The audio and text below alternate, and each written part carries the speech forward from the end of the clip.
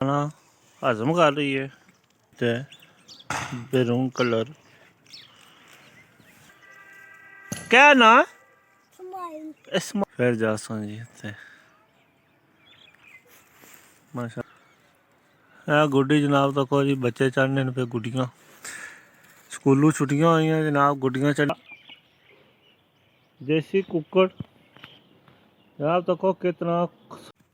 अस्सलाम वालेकुम, उम्मीद करने जनाब तुम सारे ठीक ठाक हो सो तो वल हो सो।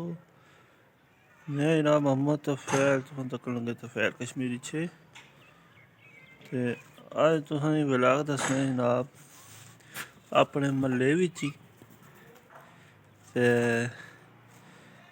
कनकां ने जनाब साने जेह्ड़े न गंदम ने व्यू कराने कुत्थै तक पहुंची और सबज सरसबज जनाब ये गंदम है इन्हें नज़ारे कराने ते जुलने जनाब अज गंदम ने नज़ारे कराने माशाल्लाह जी। ये सारा नलका है इधर जनाब तको जी मैज साड़ी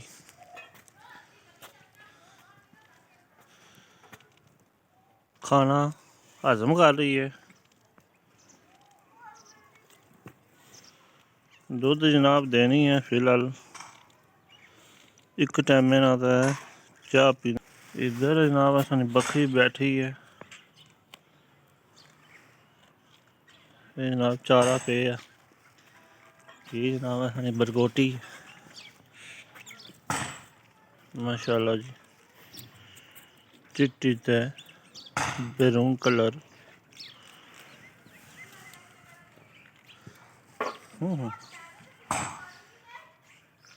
बरगोटी पता नहीं आनी है खाने वाली चीज़ है। ये जनाब सागर साहब ने मकान जवेद सागर साहब माशाल्लाह जी। ये कणक तको कितनी खूबसूरत पिच सरियों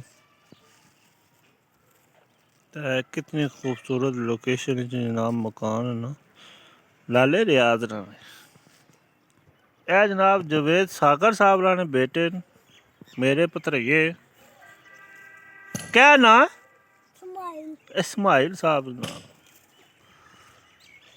असें तो नाम ही भुल जाने ने सापा अपने बच्चों ने नाम भुल जाने तो बाहर ने क्या बनेगा। माशाल्लाह जी कणक जोबन विच है बारिश की सख्त ज़रूरत है बारिश की सख्त ज़रूरत है। तको जी कणकां पीलियां पै गई क्योंकि ये पंजाब नहीं ना ये सारा कश्मीर इसने जनाब पानी जड़ा ना बारिशां ही होनियां तो कणकां सारे होनियां अगर बारिश को नहीं तो फिर कणकां भी कोई नहीं ना वे बारिशां ने सिरा पर ये पानी इसने लगना तो उससे ना जनाब ये कणकां होनियां। तो माशाल्लाह जी तो को कणकां थोड़ियां थोड़ियां पीलियां हो गई बारिश की इन्ना सख्त लोड़ है। तो जनाब ये सरियों तो को जनाब साग गंदलां इन्हें गंदलां आखने जनाब ये जेह्ड़ियां गंदलां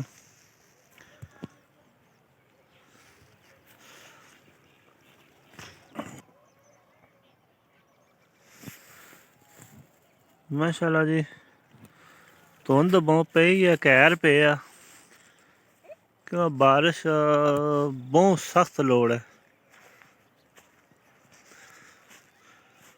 माशाल्लाह जी इधर तको जी दरख्त धुमना ने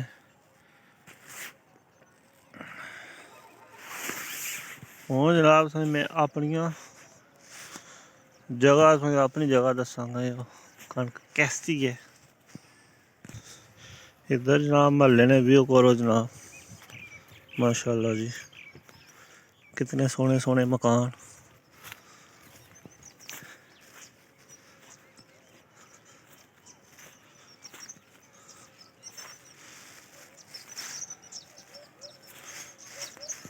ये जनाब असाना डक्का यानी कि असानी जगह है जनाब एक डक्का एक डक्का ये है जनाब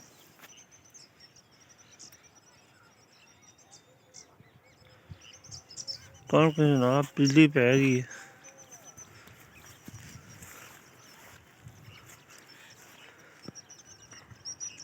ये जनाब गाड़ा सा मंजी ना यानी कि खाना पीना मझ जी रखी उसने वासी जरा ये पट्ठा यानी कि उसने खुराक वास्ती ये माल अजे जमा।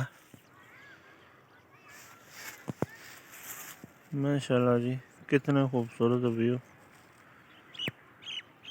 ये जनाब पट्ठा रखे है। ये जनाब हूँ अगे यूज हो सी। माशाल्लाह जी असां समानी जेह्ड़े प्हाड़ न इन्ना बतौंद है उसने वजह तो सही नज़ारा नहीं होना पे। हूँ जनाब पहाड़ ना नज़ारा करो माशाल्लाह जी।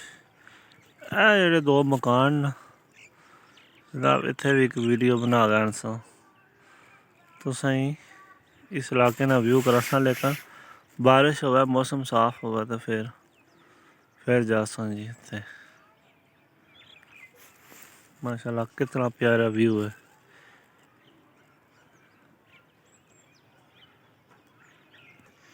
माशाल्लाह जी ऐसा नहीं कौन के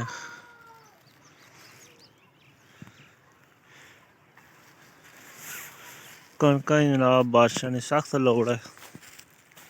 अल्लाह करे बारिश हो जाए।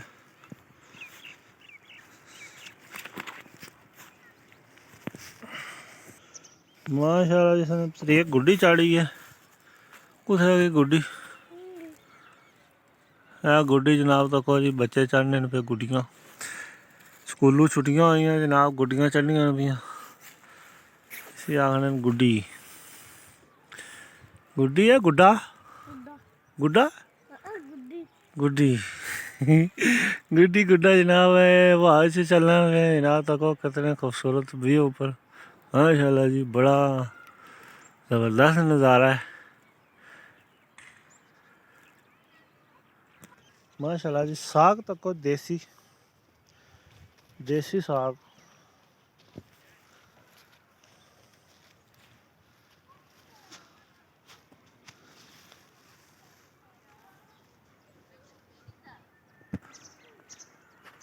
माशाल्लाह जी है असने कंप्लेन दो त्रै